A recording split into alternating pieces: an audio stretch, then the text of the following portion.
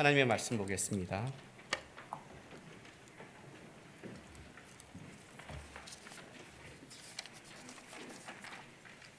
마태복음 12장 38절에서 45절까지 말씀입니다.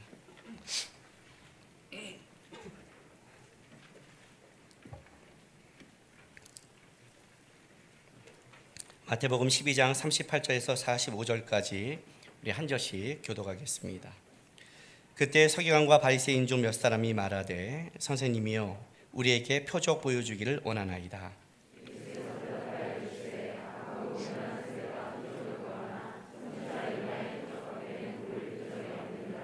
요나가 밤낮 사흘 동안 큰 물고기 뱃속에 있었던 것 같이 인자도 밤낮 사흘 동안 땅속에 있으리라.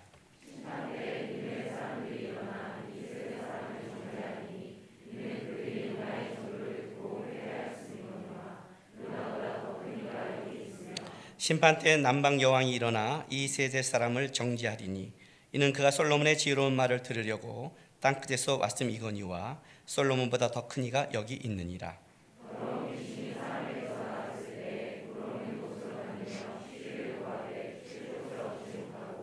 이에 이르되 내가 나온 내 집에 돌아가리라 하고 와보니 그 집이 비어 청소되고 수리되었거늘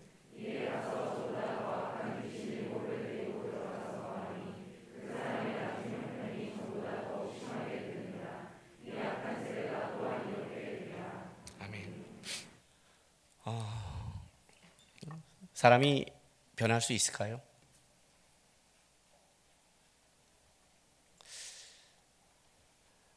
오늘 우리 찬양 중에 세보대가 되게 되는데 우리가 세보대가 될 수 있을까요?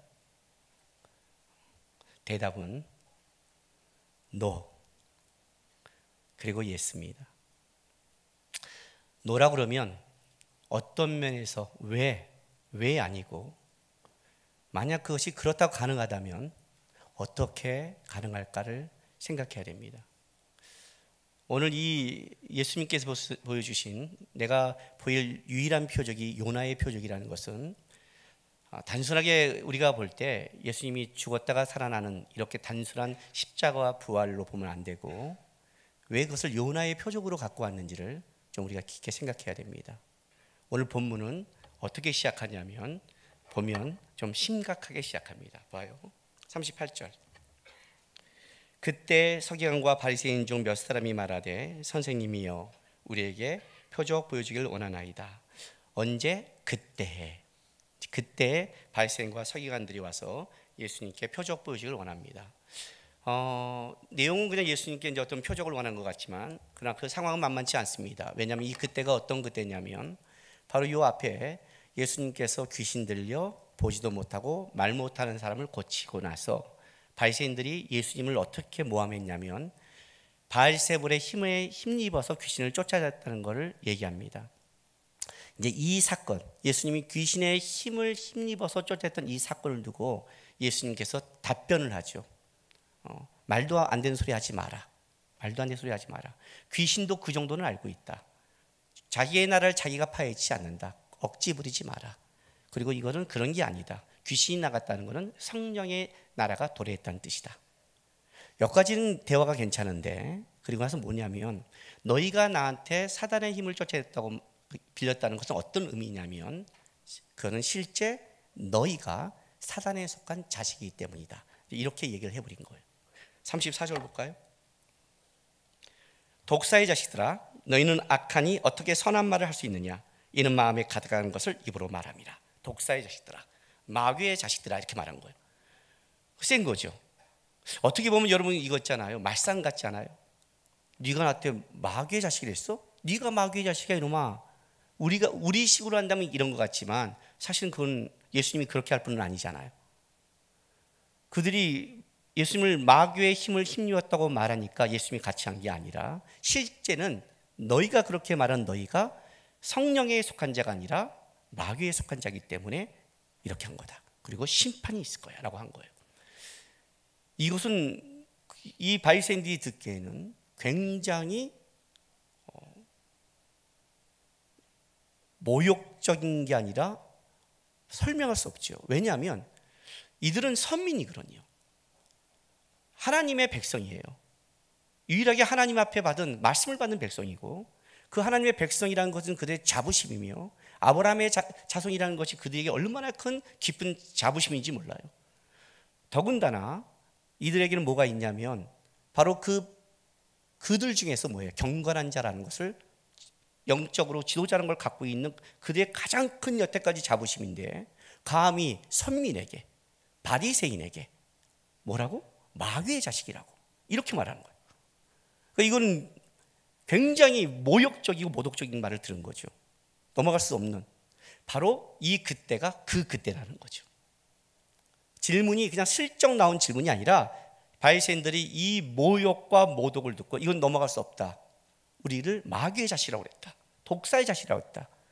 여기에 대한, 만약에 이거에 대해서 우리가 질문할 때 정확하게 여기서 해명하지 않는다면 쉽게 넘어가지 못할 거야 하는 그 질문을 한 질문이 오늘 이 질문이라는 거예요. 다시 보세요. 38절. 그때 서기관과 바리새인 중 몇 사람이 말하되 선생님이여 우리에게 표적 보여주기를 원하나이다. 선생님이요, 이 말이 나올 상황이 아닌데, 그렇죠, 아주 정중한 표현을 썼습니다. 이걸 잠깐 의역해 드릴까요? 우리는 당신으로부터 표적 보기를 원합니다 라는 거예요. 능동적이고 적극적으로 원했지만 어쨌든 우리는 당신으로부터 표적 보기를 원합니다 선생님, 이렇게 해요. 여러분, 이게 얼마나 무서운 질문이겠어요. 진짜 흠잡히지 않고 진짜 저 사람과 제대로 싸울 때는 어떻게 하냐면 토시 하나까지 조심하죠. 친구 간에는 막 이야기하다 보면 막 말하다 실수도 나올 수 있잖아요. 그렇죠? 그러나 친구가 아니라 이 사람과 내가 완전히 싸움에서 이겨야 할 생각이라면 어떻게 되죠? 단어 하나, 토시 하나, 그리고 태도와 자세가 더 정중해지고 예의 바라지죠. 이 말은 무슨 말이냐면 이 예수께 이제 흠잡히지 않고 한번 싸워보겠다는 뜻이에요. 선생님, 이런 이 마음속에 없는 거죠 지금. 그렇다면 당신이 그렇게 말한, 우리를 마귀의 새끼로 말한 표적을 보여주기 원합니다. 정중하게 물은 거예요. 예수님께서 이 정중한 대답을 가지고 보세요. 39절에 이렇게 대답하세요. 예수께서 대답해 이르시되 악하고 음란한 세대가 표적을 구하나 선지자 요나의 표적밖에 볼 표적이 없느니라, 이렇게 가는 거예요. 여기서 재밌는 표현은 뭐냐면, 선생님 우리 보고 마귀의 새끼라고 그랬는데 거기에 정당한 표적을 보여주세요 이렇게 할 때 너희라는 표현을 쓰지 않고 악하고 음란한 세대라는 표현을 쓴 거예요. 그러니까 예수님은 지금 이 사건을 단순하게 바리새인과 서기관들과 이렇게 몰아간 사건이 아니라 이 세대에 흐르는 걸로 보고 있는 거예요. 너희도 이 세대 안에 있는 거와 똑같다는 거죠. 악하고 음란한 세대는 표적을 구한다. 악하고 음란한 세대가 쫓고 있는 것이다. 그런데 내가 이 악하고 음란한 세대에 보일 표적은 한 가지밖에 없는데 그게 뭐예요? 요나의 표적밖에 없다 그러는 거예요. 그러니까 악하고 음란한 세대 속에서 예수님께서 유일하게 말한 표적이 이거 한 개라는 거죠. 어떤 면에서?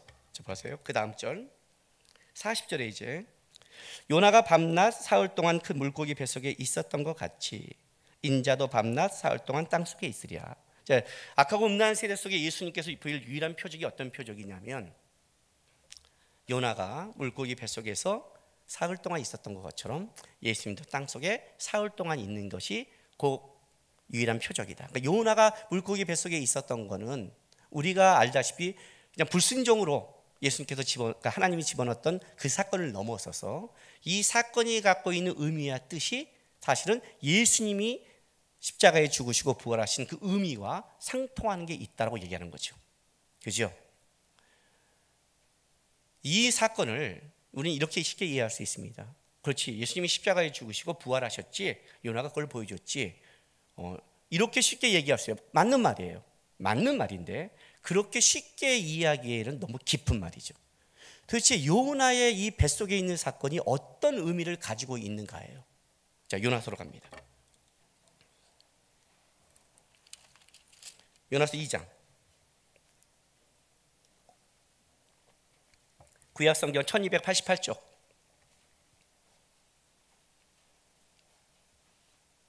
2장 1절 2절부터 제가 읽어드릴게요. 찾았어요? 예. 요나가 물고기 뱃속에서 그의 하나님 여호와께 기도하여 이르되 내가 받은 고난으로 말미암아 여호와께 불러 아뢰었더니 주께서 내게 대답하셨고 내가 수월의 뱃속에서 부르짖었더니 주께서 내 음성을 들으셨나이다. 일단 요나가 경험한 건 뭐냐면 물고기 뱃속에서 처음 경험하는 건 수월의 뱃속을 경험한 거예요. 수월의 뱃속. 수월은 지옥이란 뜻이에요. 요나가 경험한 건 단순히 이런 죽음이 아니라 진짜 지옥의 끔찍함을 경험한 거죠. 아주 끔찍한 지옥을 경험한 거예요. 그 경험을 하고 나서 2장 6절 보세요. 내가 산의 뿌리까지 내려갔사오며 땅이 그 빗장으로 나를 오랫동안 막았사오나. 자, 요나가 꽉 막힌 그 지옥 속에서 벗어날 수 없는 산의 빗장같이 내려갔으나 그 빗장이 나를 오랫동안 막아버린 그걸 끔찍한 것을 벗어날 수 없는 거기를 느끼고 있는 그 중에 뭐라고 말하냐면 나의 하나님 여호와여 주께서 내 생명을 구덩이에서 건지셨나이다. 거기서 뭘 경험했어요? 하나님의 은혜로 살아남을 경험한 거예요. 요나가. 이 사건의 경험이 요나에게 뭘 만들어내기 시작했냐면 2장 8절 9절 보세요. 거짓되고 헛된 것을 숭상하는 모든 자는 자기에게 베푸신 은혜를 버렸사오나. 악하고 음란한 세대죠. 거짓되고 헛된 것을 추구하는 그 모든 걸 하나님의 은혜를 버렸지만 이 경험이 요나에게 나는 감사의 몫으로 주께 제사를 드리며 나의 손을 주께 갚겠나이다. 구원은 뭐라고요? 여호와께 속하였나이다. 이걸 경험한 거예요. 그러니까 요나가 지금 요거하고 나와서 어떤 일을 하냐면 니네로 가는 거예요. 니네 복음을 전하는 거예요. 자, 그러면 이렇게 보셔야 돼요. 요나서 2장에 요나가 경험한 사건이 지금 예수님이 말한 물고기 뱃속에서 경험한 사건이 이 사건이에요. 이 사건을 가지고 뭐가 바뀌냐면, 자, 2장 앞에는 뭐가 있죠? 1장이 있잖아요. 2장 뒤에는 3장이 있죠. 훌륭해요. 굉장히 중요한 거예요. 어떤 사람이 어떻게 변할 때는 그 변하게 된 앞이 있고 뒤가 있는 거예요. 앞과 뒤를 놓쳐버리고 그러면 안 되는 거거든요. 바로 1장이 어땠냐면 요나가 끔찍하게 고집을 부렸거든요. 그렇죠. 여러분 요나 모색했어요. 여러분 요나는 선지자입니다. 선지자는 건 어떤 걸 갖고 있냐면 하나님 편에 서는 자예요. 누구보다 하나님 앞에 순종하고 하나님 뜻대로 살아가려고 결정한 자가 선지자입니다. 그 선지자에게 하나님이 뭐라고 말했냐면 니네를 가서 복음을 전하래요. 근데 요나가 이 말 딱 듣자마자 정면을 거절합니다. 정면을 거절해요. 못합니다. 하나님. 못할 뿐 아니라 하나님이 이 강요, 계속되는 이 강요에 대해서 아예 장소를 옮겨버리는 거예요. 아예 장소를 옮겨가서 말해도 소용없는 것으로 도망가는 거예요. 다시도 도망가기 시작한 거예요. 도망가는데 풍랑을 맞았어요. 풍랑 속에 사람들이 제비를 뽑아 요나가 뽑혔습니다. 왜 그러냐? 나는 하늘의 하나님을 섬기는데 그분을 뜻을 피해가는 거다. 어떻게 하면 되느냐? 나를 물에 빠뜨려라. 이 말이 무슨 말인 줄 아세요? 죽어도 안 가겠다는 뜻이죠. 문제는 이거예요. 하나님이 이 요나의 고집과 이 죽어도 버티는 이 요나의 이것을 불순종으로 보지 않았다는 거예요. 3장 4장에 가면 이 요나의 건성으로 하는 것도 하나님은 인정하시고 오히려 4장에 가서는 하나님이 요나를 설득하세요. 설득을 하세요.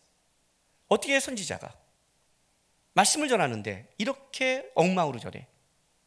하나님이 그러니까 요나가 엉망으로 할 건 알고 있는 거예요. 그렇죠? 근데 하나님이 변화시켜요. 어쨌든 요나가 화를 내요. 하나님이 내가 이럴 줄 알았어요. 이렇게 사랑이 많은 줄 알았어요.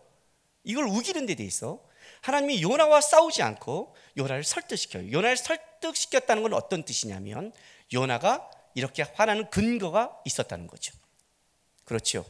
근데 도대체 이렇게 화내는 근거가 왜 바뀌었냐는 거예요. 요나는 어떤 시대를 살았냐면 북이스라엘이 끔찍한 영적 타락을 맛보은 시대를 내려오다가 아합과 이세벨이라는 왕과 여왕을 만납니다.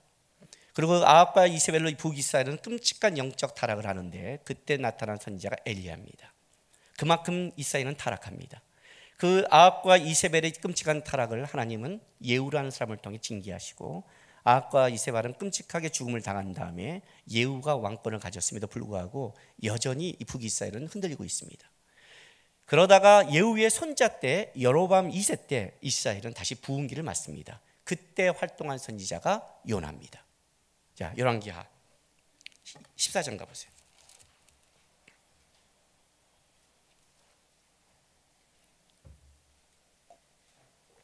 열왕기하 14장 23절입니다. 구약 성경은 586조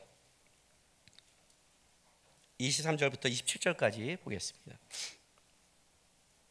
14장 23절부터 유다 왕 요아스의 아들 아마스야 제 15년에 이스라엘 왕 요아스의 아들 여로보암이 사마리아에서 왕이 되어 41년간 다스렸으며 여호와 보시기에 악을 행하여 이스라엘에게 범죄하게 한 느밧의 아들 여로보암의 모든 죄를 떠나지 아니하였더라.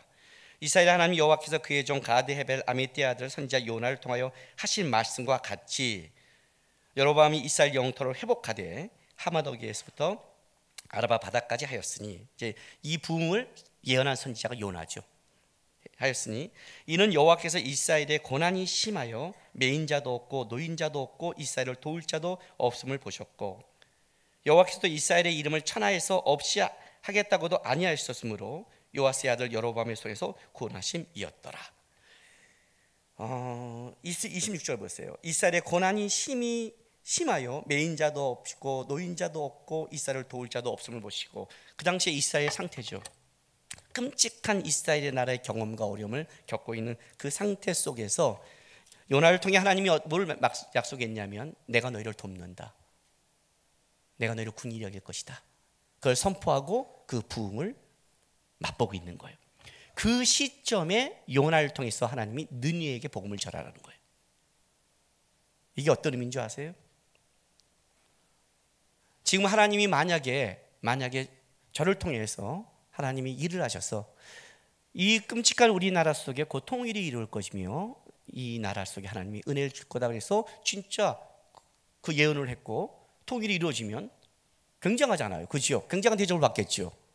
쪽집게 목사님 되셨으니까 용하신. 그렇게 하나님이 썼는데 막 쓰고 이제 이 나라에 대한 기대감을 가지고 있는 이 시점 속에 하나님이 저한테 난구가 일본에 가서 복음을 전하라는 거예요. 그 중국에 가서 정하라는 거예요. 중국과 일본이 강성해지면 어떤 일이 벌어져요? 우리나라에 끔찍한 게 오는 거예요. 독도를 뺏긴다고 한번 생각해 보세요. 근데 나보고 전하래요. 이제 통일을 이루며 뭔가 꿈꾸고 있는 이 시점에서 이건 좀 얘기가 다른 문제잖아요. 이건 다른 문제죠. 여러분, 우리나라 이 반만여 역사 속에 가장 행복한 시기를 사는 게 지금이에요. 중국을 이렇게 우습게 본 적이 없었어요. 진짜예요. 가장 그중에 행복한 시대를 사는 사람이 제 세대인 것 같아요. 왜냐하면 저는 전쟁은 안 겪었어요. 어렸을 때 고생을 했지만 어렸을 때 그 고생이 다 같이 했던 시대니까 저는 아날로그를 경험했고 디지털 경험했어요.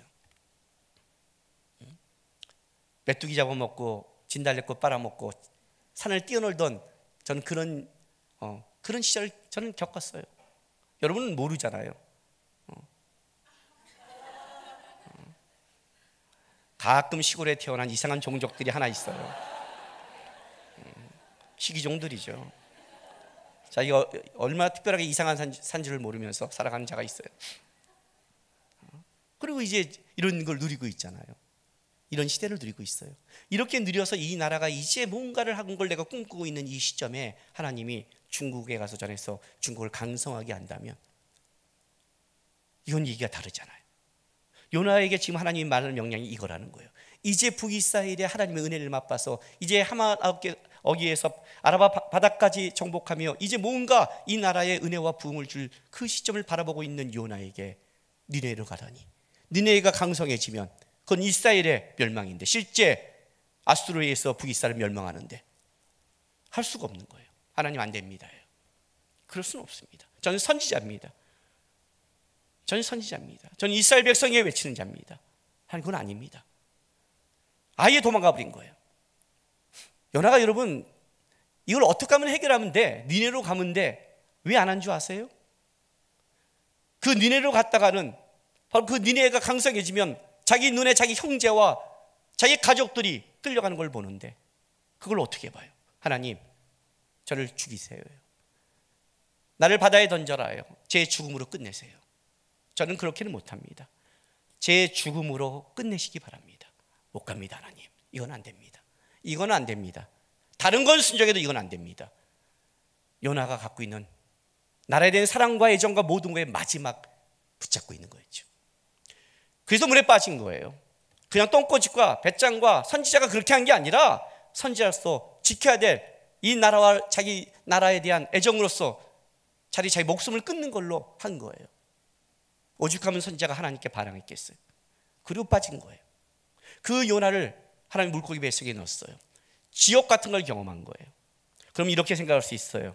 고난당했어? 아니죠, 여러분. 그러면 하나님이 물고문 시켜갖고 바꿔갈게요? 암기부도 아니고? 그건 아니죠. 그걸 말하는 게 아니죠. 이 3일 동안 요나가 겪은 게 뭐냐는 거예요, 여러분. 그걸 얘기하고 싶은 거예요. 절대 변하지 않을 요나. 차라리 자기가 죽음으로 끝내자는 요나. 그 요나가 보여준 게 뭔 줄 아니? 그 물고기 뱃속에 나온 다음에 요나는 바뀐 거예요. 이해가 되세요? 니네로 가는 거예요.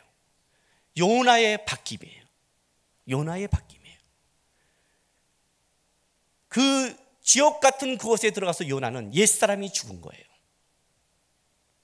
그리고 어떤 사람이 됐냐면 거기서 하나님의 은혜로 새 생명이 되고 하나님이 자기에게 맡긴 이스라엘에 맡긴 것이 뭔지를 다시 깨닫기 시작했고 그리고 그거를 이제는 행할 수 있는 자로 니네로 나가고 있는 거예요. 그게 1장과 3장을 얘기하는 거예요. 그 사이에 뭐가 있어요? 요나의 물고기 뱃속에 사건이 있었다는 거예요. 요나를 그렇게 새롭게 바꾼 게 뭐냐는 거죠. 그게 요나의 표적이에요. 예수님이 십자가의 죽음과 부활이 만든 게 뭐냐? 그게 바로 요나를 통해 그 요나의 표적을 통해 바로 십자가의 죽음과 부활이 만든 것이 이런 것이다라고 좀 설명하고 싶은 거예요. 이렇게 말하면 이제 우리는 이런 생각이 들어요. 아니 그렇게 바뀐 세 사람이 아니 그렇게 불성실하게 해요? 이렇게 말하잖아요. 그렇죠. 예.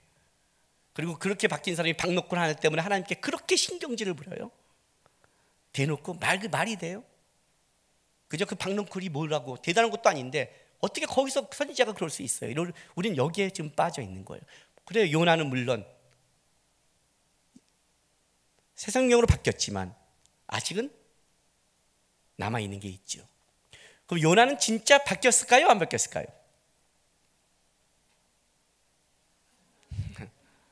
바뀌었죠. 뭘로 알아요? 요나서를 누가 썼죠? 요나. 만약에 요나가 이 사건이 원망과 불평의 사건이었다면 이걸 썼을까요? 안 썼을까요? 안 썼어요. 안 썼어요. 이걸 지나가고 왔죠. 분노하고 있죠. 하나님 왜 살렸습니까? 이럴 줄 알았습니다. 고글때에도. 그래서 내가 도망간 거 아닙니까? 아직도 요나는 불안한 게 있어요. 근데 하나님이 물어요. 네가 아끼는 것과 내가 아끼는 것, 네가 성내는 것과 내가 성내는 것, 네가 옳다는 것과 내가 옳다는 것 어느 것이냐면 생각해 봐라는 거예요. 옛날에 요나는 이걸 생각할 수 없었죠. 왜? 자기 것이 살아있는 사람이었으니까. 근데 요나는 옛사람이 죽었고 경험한 사람이에요. 요나가 생각했겠죠. 그걸 요나가 깨달았겠죠. 그리고 그걸 이스라엘 백성에게 똑같이 쓰는 거예요. 내가 너희와 똑같았다고. 내가 그 선민에 빠져 똑같이 살았다고. 그런데 왜 하나님이 너희를 불렀는지 한번 생각해 보라고. 너희가 옳다는 것과 하나님이 옳다는 것, 너희가 성내는 것과 하나님이 성내는 것, 너희가 아끼는 것과 하나님이 아끼는 걸 한번 생각해 봐라. 요나가 이걸 썼을 때는 하나님의 마음을 깊게 이해했으니까 요나서를 썼잖아요. 바로 1장에 그렇게 내 목숨으로 끝내서라고 말했던 그 요나가 이제 하나님 편에 서서 이스라엘 백성들에게 나를 변화시킨 그 하나님에 대해서 너희도 한번 생각해 보라고 쓸 수 있는 이 요나를 바꾼 이 표적이 뭐냐? 그게 바로 요나의 뱃속에 사흘간 있던 사건이다. 내가 보일 표적이 유일한 게 이거밖에 없다는 거예요. 이 표적이다. 사람은 변화되느냐? 변화되지 않아요. 변화를 요구한다면 안 될 거예요. 예수님께서 베드로가 죽기까지 당신을 쫓겠습니다 했을 때 너가 나를 3번 부인한다고 했어요. 아닙니다. 예수님이 더 이상 대답하지 않죠. 자기가 하는 말이 무슨 말인 줄 모르고 있으니까. 예수님이 이렇게 말씀하세요. 네가 돌이킨 후에 다시 가서 형제를 굳게 하라 그래요. 이 돌이킨다는 게 도대체 뭘까요? 뭘면 돌이킬 수 있을까요, 여러분? 회개? 단순하지 않죠. 이 돌이킴의 사건 속에 뭐가 있냐면 예수님의 십자가의 죽음과 부활이 그 사이에 있는 거예요. 그 사건에 있는 거예요. 옛사람인 베드로는 죽기까지 쫓긴다 해도 못 쫓아요. 변화될 수 없지요.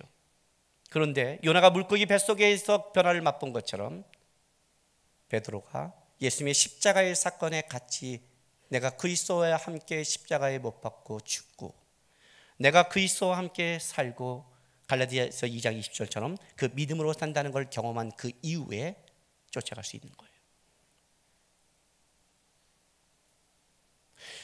여러분, 예수님의 십자가 사건에 누가 있냐면 가룟 유다와 베드로라는 양 제자가 있어요. 가룟 유다도 예수님을 팔았죠. 베드로도 예수님을 저주했죠. 그들의 옛사람 갖고는 예수님을 이해할 수도 쫓을 수 없었어요. 그러나 가룟 유다는 자기의 생각에 자기가 죽었어요. 베드로도 죽었죠. 여러분, 베드로가 안 죽었을 것 같아요? 예수님 눈앞에 예수님이 보는 그 앞에 예수를 부인했는데 그는 거기서 죽은 거예요. 나중에 예수님이 부활했을 때도 예수님 앞에 나갈 수 없는 거는 그는 다시 일어날 수 없는 사람이 돼버린 거예요. 그런데 베드로가 일어나는 것은 혼자 죽은 게 아니라 예수와 함께 죽었어요. 그리고 예수가 그를 살리는 거예요. 그게 베드로의 변화라는 거예요. 우리 안에 어떤 변화도 사람 안에는 없어요.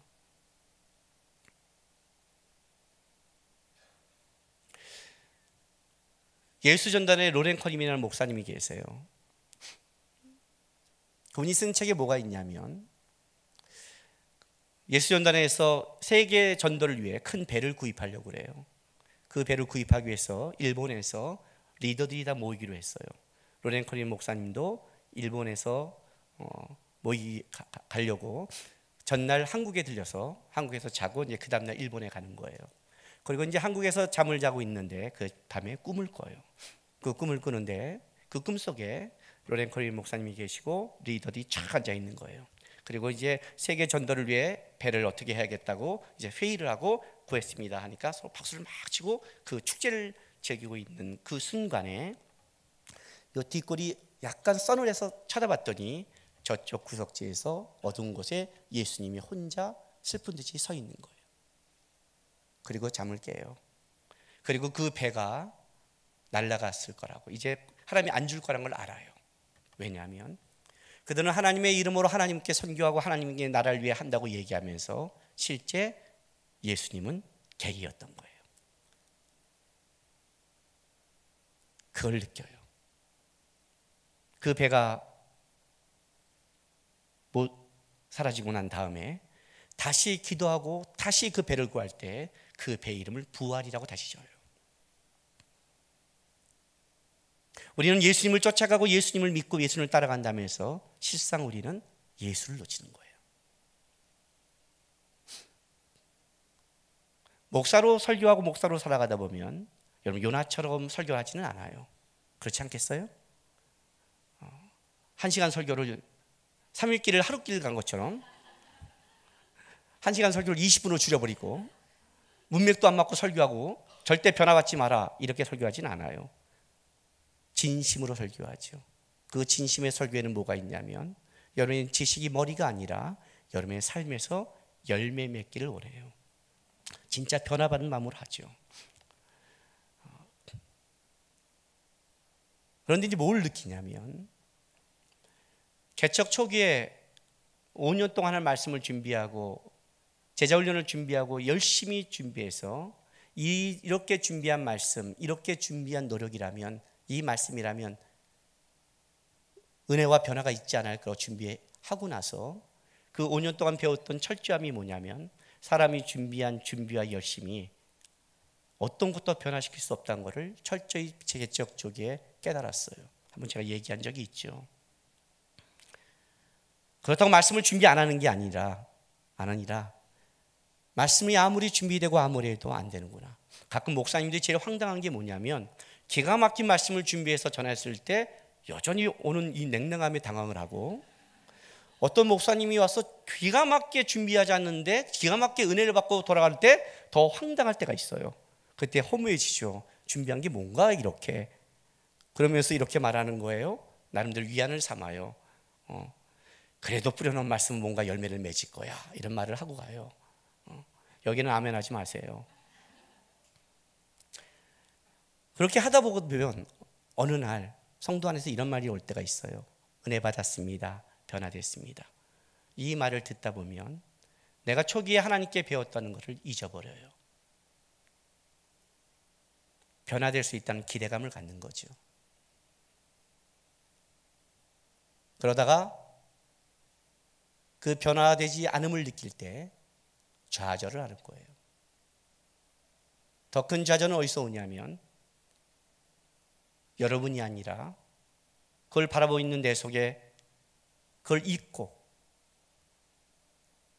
나 역시 똑같이 그걸 바라보고 있다는 걸 생각할 때 오는 좌절감은 깊어져요. 지난주에 제가 태국에 갔다 왔어요. 이 본문을 늦게 오기 때문에 미리 준비해서 지난 주일날 미리 이 본문을 공부한 거를 제목을 주고 갔어요. 유일한 표적, 유일한 능력이라고. 오늘 빙기에서 이 말씀을 계속 묵상했어요. 이런 생각이 드는 거예요. 진짜 유일한 표적이고 유일한 능력인가?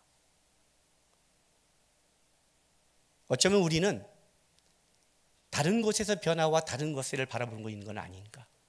로린 코님의 목사님 그 사건처럼 예수님을 얘기하고 예수님의 나라를 위해 예수님의 배를 준비하면서 실제 그거의 주체고 그의 힘이 되신 예수님은 놓치고 있는 게 아닌가? 그는 나의 객인가?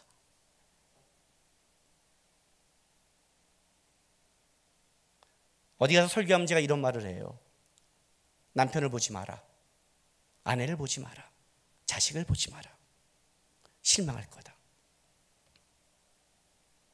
말은 이렇게 하지만 우리는 기대하고 있죠.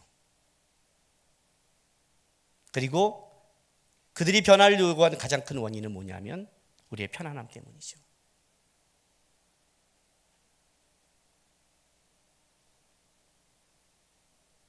문제는 나는 진짜 십자가와 함께 죽고 산 사람인가?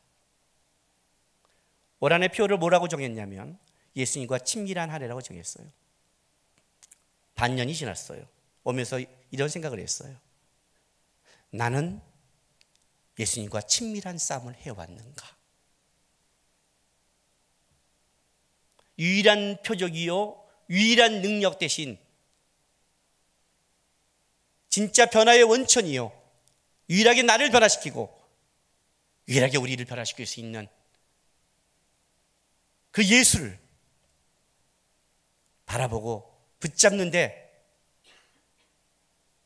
나는 진짜 달려왔는가를 보게 됐어요. 여러분은 어떠세요? 여러분, 이 바리새인의 이 말이 우리의 말 같지 않으세요? 주님, 그러면 표적을 보여주세요. 주님이 살아계시면 이걸 보여주세요. 주님이 계신다면 이랬어요. 우리는 마귀의 자식들이에요. 우리 안에 변화를 만들 수도 해낼 수도 없어요. 이 세대를 무엇으로 비유할 거? 바리새인을 얘기하는 게 아니에요. 이 세대예요. 예수가 오신 이유고요. 누구도 변화를 시킬 수 없어요. 어떤 사람도 변화를 기대했으면 실망밖에 없어요. 근데 주님이 이렇게 말하는 거예요. 내가 보이는 유일한 표적은 요나의 표적밖에 없다. 나와 함께 십자가에 죽고 나와 함께 살아야만이 변화가 일어날 수 있다. 내가 그래서 온 거다. 이 악하고 음란한 세대 속에, 죄밖에 끌려갈 수 없고 변화가 없는 이 세대 속에, 그래서 내가 온 이유다. 요나가 물고기 뱃속에서 바뀐 것처럼 내가 십자가의 죽음과 부활에 너희가 동참함으로 너희가 변화될 것이다. 예수님이 하신다면 우리는 뭘 할까요? 그 예수를 붙잡는 게 신앙생활이에요. 다른 걸 붙잡고 다른 걸 쫓는 게 아니라, 그것이 아니라 나를 변화시키고 유일하게 모든 자를 변화시킬 수 있는 예수를 붙잡는 것, 그게 신앙의 싸움이에요.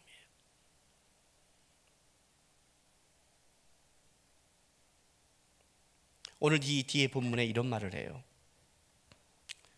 이 예수의 십자가와 이 부활의 사건, 요나의 표적의 사건에 대해서 배척하는 자가 있다면 그는 누구에게 징계를 받냐면 느니웨와 남방여한테 징계를 받을 것이다.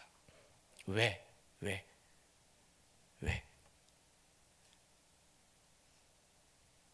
요나, 그 변화된 요나의 말에도 회개한 느니웨 백성, 그 지혜를 찾아 그 먼 곳까지 쏠매게 했던 그 남방여인의 열심, 하물며 요나가 보다 훨씬 큰 이가 역사했고 요나보다 훨씬 큰 이가 말한 이 말을 배척한다면 그것은 너에게 재앙이 될 것이다. 귀신이 나간 어떤 집에 청소했더니, 이거는 어떤 사람일 수 있지만 이스라엘 백성도 상징하고 있어요. 이스라엘 백성은 율법을 받았어요. 누구 어떤 백성보다 깨끗이 소재되어 있죠. 깨끗하죠. 그러나 거기에 이 하나님의 능력과 은혜로 변화가 일어나지 않는다면, 그분이 그 안에 주인 되지 않는다면 어떻게 돼요? 더 큰 악으로 갈 것이다. 일곱역이라는 일곱은 완전수를 얘기하거든요. 완전히 타락할 것이다. 너희가 갖고 있는 종교적인 의식, 선택, 선민, 이것이 변화되지 않는다. 너희가 살아온 신앙의 삶 연륜으로 변화되지 않는다. 그렇게는 없어진다. 한 가지밖에 없다. 유일한 표적이고 유일한 능력 대신 예수밖에 없다. 그것이 내가 너에게 보여줄 거다. 그 말씀을 하신 거예요. 이것은 발센들에게 답한 답이기 전에 아마 오고 오는 모든 세대 속의 유일한 저는 해답이라고 생각해요. 6개월 남았어요. 올 한 해를 볼 때 다시 예수님과 친밀해지세요. 그것이 지식의 머리가 아니라, 그냥 종교적인 모습이 아니라, 여러분이 예수님과 친밀하지 않으면 어떤 자람도 없고 변화도 없어요. 종교적인 형식과 모습도 안 돼요. 개척 초기의 생각을 다시 했어요. 많은 곳에 설교하고 많은 청년들이 은혜 받았단 말 속에 나도 놓쳤구나. 사람에게 기대를 갖기 시작했구나. 그리고 그렇게 쓰임받는 나에 대해서도 기대했구나. 예수님이 계기였구나, 나한테. 유일한 표적, 유일한 능력 대신 예수를 바라보면서 다른 사람 이전에 내가 먼저 변화되고, 내가 먼저 바뀌고, 내가 먼저 요나처럼 하나님이 옳고 하나님이 아끼고 하나님이 기뻐하는 것에 갈 수 있는 하나님의 사람이 되기를 주님의 이름으로 바랍니다. 기도합시다.